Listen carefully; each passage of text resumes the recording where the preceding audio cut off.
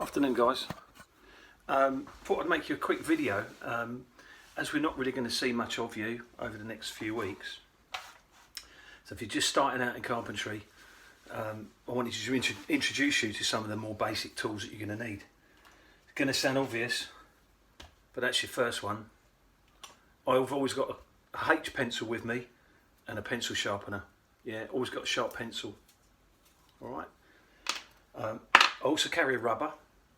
So if I'm doing any joinery or I don't want lines to be seen, I can always rub my pencil marks out. All right.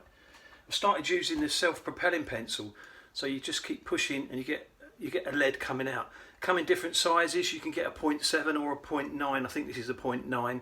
It's a little bit thicker than I'm used to. Also, most important when you're writing up your jobs or your feedback or making a list for timber, black pen. Buy them in bulk, always have one in your bag. Yeah, don't waste time. Little bit of wax for if you've got any timber that's a bit sticky. Yeah, it's always a good idea to rub on the bottom of your plane or on the top of a saw bench or something like that to help things slide better. All right, so just a few basic tools. Going to cost you nothing, is it? Look, 20 pence, 20 pence, 20 pence. I sell these to my students for £1. I've got to make the money up somehow, yeah? Right. Something else I carry, not sure if you'd be allowed to carry it, is a small knife that you can break the ends off. Really good for marking out joinery. We got these at college. Look, these are a single-sided cabinet maker's knife. You put them together with an engineer's square, and you're going to get a nice flat line to work to. All right. And the tape, just get yourself a cheap tape. Have a few spares. This is a really cheap one. Look. All right. I used to buy Stanley ones. Then you could be working out on a roof or in the winter, it gets wet, or you drop it. It's cost you 10 quid. So just get one for a couple of quid. You could buy 5, couldn't you? Yeah. If you're going to work, always have a tape and a pencil with you. Yeah, be ready to work. Okay, I also wanted to talk to you about screws, different types of screws that are available. These are posi screws, right? These are posi. That means they take a PH2 bit. So if you look at the PH2 bit, well, first of all, look at the head of the screw. Yeah, that's a PZ2, sorry, that's a PZ2, because it's got more, I don't know if you can see that, it's got more, it's got not just a cross point, there's some extra little bits to it for grip. Alright, so that's a PZ. PH is the older version of it. Alright, so this particular one is fitted into a bit holder, yeah, but it's actually a 50mm long bit. Most of them are 25mm, but that's a 50mm. So I tend to use a 50mm bit in a bit holder. Yeah, can get longer bit holders like that. All right. Back to screws. Right. So we've explained that there's most screws now are posi. You can get just the ordinary old-fashioned slotted. Yeah, which is just a slot in there. All right. Screws are made of different materials and different qualities. These are probably about the cheapest you can get. These are probably what we use at work, and they're posi head and zinc plated. All right. These are going to be a little bit more expensive. Again, posi head with a hardened twin thread. All right. And you can get some that have like a little drill bit on the end, right? A little drill bit on the end enables you to push them in with an impact without drilling. Having said that, if it's a dry day and the timber's dry, I'd always pre-drill. All right. So different types of screws, different materials of screws. So these ones, for instance, are stainless steel. So you use them outside, so they don't go rusty and they don't bleed down the timber. Alright, certain timbers, certain hardwoods you must use stainless steel with, because the acids in the timber will react with the metal in the screw and again bleed. Alright, so a little stainless steel one. pop him back in the box.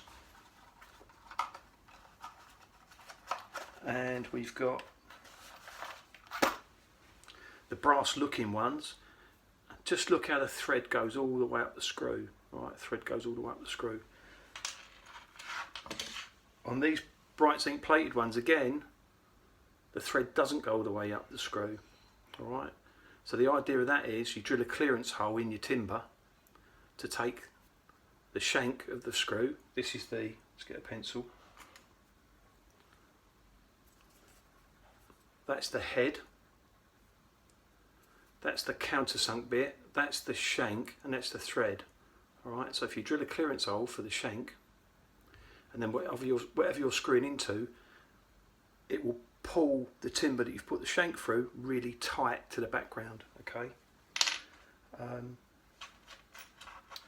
again, these are not like a brass effect screws, so you can get brass, bright zinc plated, or aluminium or stainless or polished even. All right, so different types of finish for your screws. Going on to screwdrivers now.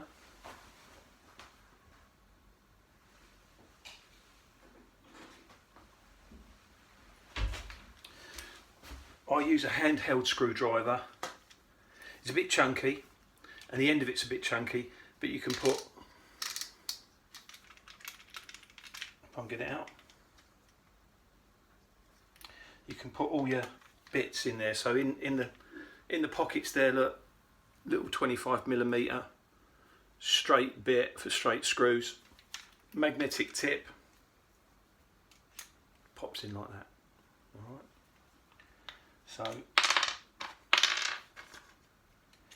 I prefer it, instead of carrying loads of screwdrivers, you just need the one with loads of bits. There are times when you will need an ordinary screwdriver or an extra long one, but for general use that's not bad, that'll get you out of trouble.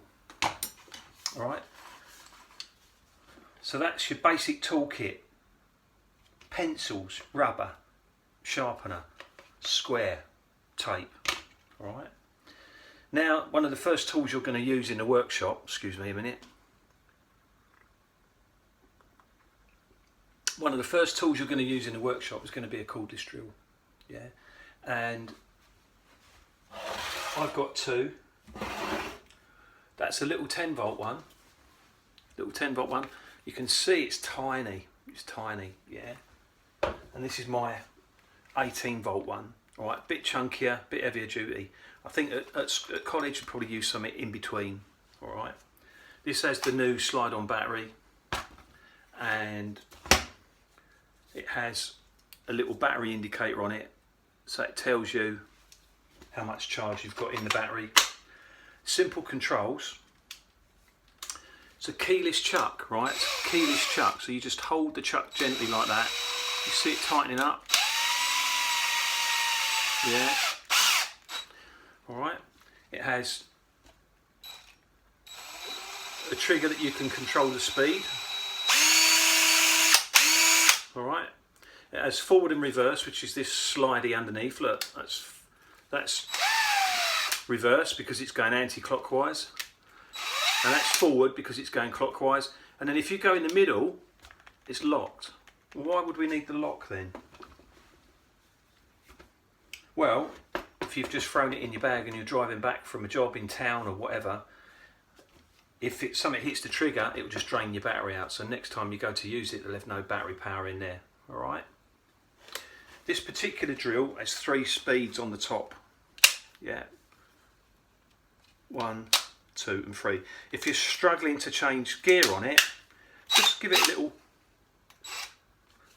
or you could even do that. This is an old one now. All right. It also has 3 positions on the, it says screwdriving, drilling, and the hammer action. Okay, so when it's in screwdriver mode, bit stiff. When it's in screwdriver mode, you have the ability to use this clutch. So if you turn the clutch all the way down, I can hold it with no problems yet. If you turn it up to say 11, a little bit more difficult to hold. So if you're putting your screwdriver bit in, just set it to screwdriver mode just put it on 11. If you take the clutch off altogether by putting it on drill mode, you'll have trouble holding it and you may hurt yourself, especially with that big 18-volt battery in there. Alright, so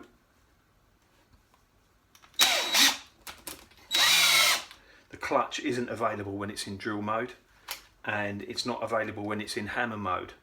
So hammer mode is used to go into masonry, so the chuck is actually oscillating, so as it drills in, it's actually oscillating at the same time. It's drilling into masonry with a masonry drill like this. Comes in different sizes. This is a particularly big one. Alright, and you drill into masonry, bit of an overview of drilling into masonry, and then you'll need a raw plug. Raw plugs come in different sizes, so for instance, my eyes aren't very good. For a brown plug it tells me that I need either a 4mm drill or a 6mm drill, and if you see the little holes in the little plastic card that it comes on, I'll get a 4mm drill out, and you'll see the 4mm hole fits into the card, so you can tell. Alright, it's also got a place for a 6mm, and there you go, look, the 6mm fits in there as well for you. Alright, so masonry bits, you'll see that they come in a little set. Look, mine's a little Dewalt set. That'll get you going. There's nothing wrong with that. And little set like that. Alright. So, and there's a smaller red plug there, and a red plug, it will give you some advice on what size. Again, if I can read it with my eyes. It says 3.5 to 5mm. So why do you think it gives you a range of sizes? Why do you think it gives you a range of sizes? Well, you're drilling into masonry, and that masonry could be soft thermalite blocks, or it could be really hard brick. So if it's hard brick, I'd go for the bigger size. If it's soft thermalite block, I'll go for the smaller size. Alright, you'll get a feel for that as you go along. Right, so let's talk about the different types of drills. So most of the drills that you'll be using are called lip and spur. So notice the real heavy drill to it. So there's a lot of room to get rid of the timber waste, and a little spur on top. So you can pop it onto a bit of wood. Let's find a bit of wood.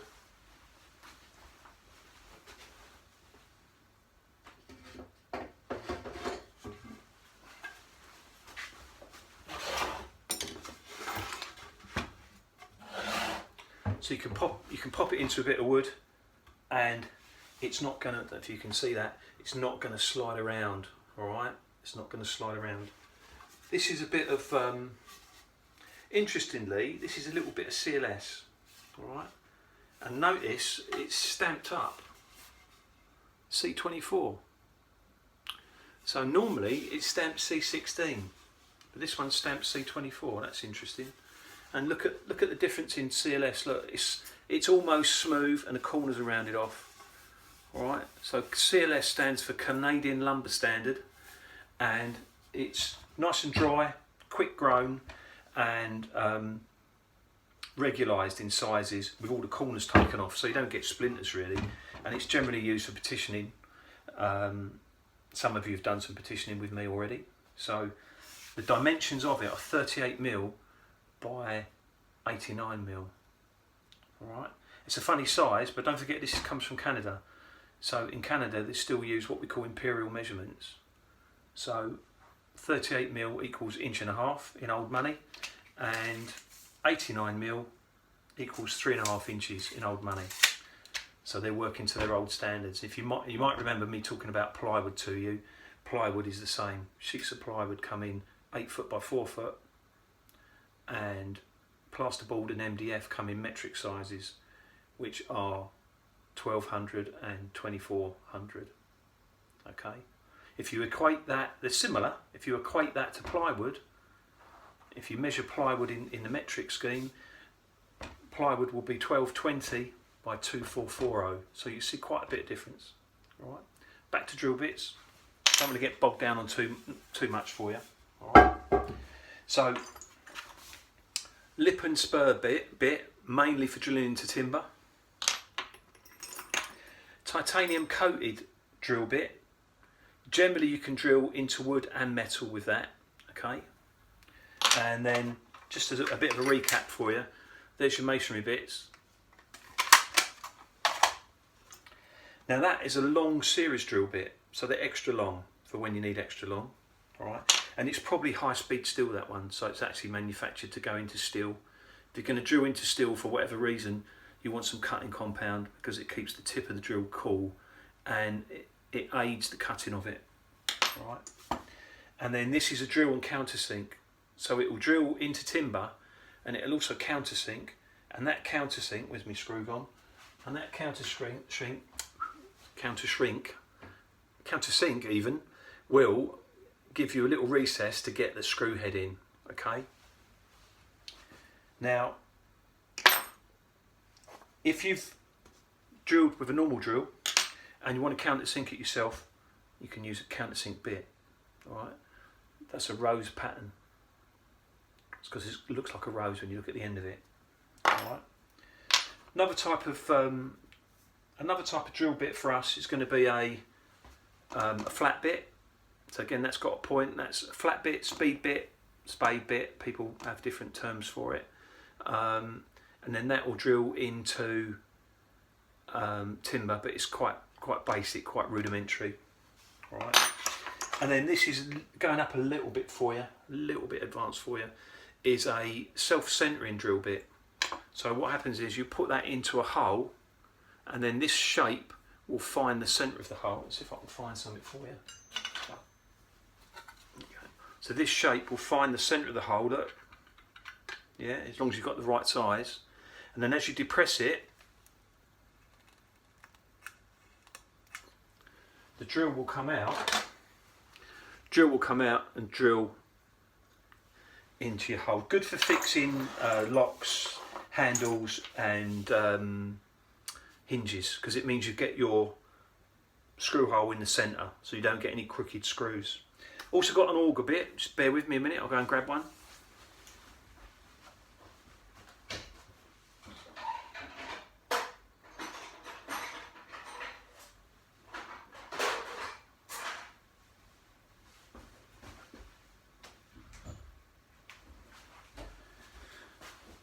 So modern auger bit, okay, modern auger bit. Notice the sides are quite deep and it has a rounded end. That so will go into a cordless screwdriver, and it will provide you with a clean hole. And if you start it off straight, so sort of a good tip is to have your square nearby, and as you drill down, look, try and keep it, let's show you. Try and keep it near the square like that, yeah, rather than like that or like that. Till you get to know, and then once you've been doing it a while, you kind of get to know where vertical is, okay? All right. Traditionally, these would have fitted in an old-fashioned carpenter's brace, and the pattern would have been slightly better. Would have been slightly different. It would have been slightly more open, okay? Slightly more open for you. All right. So, little bit there to think about. I'll probably do a little quiz on this, just so you know where you're going with it. The plan is to do a few more for you for some of the more basic tools, because you're missing out on quite a lot of practical. All right. Thank you. See you soon.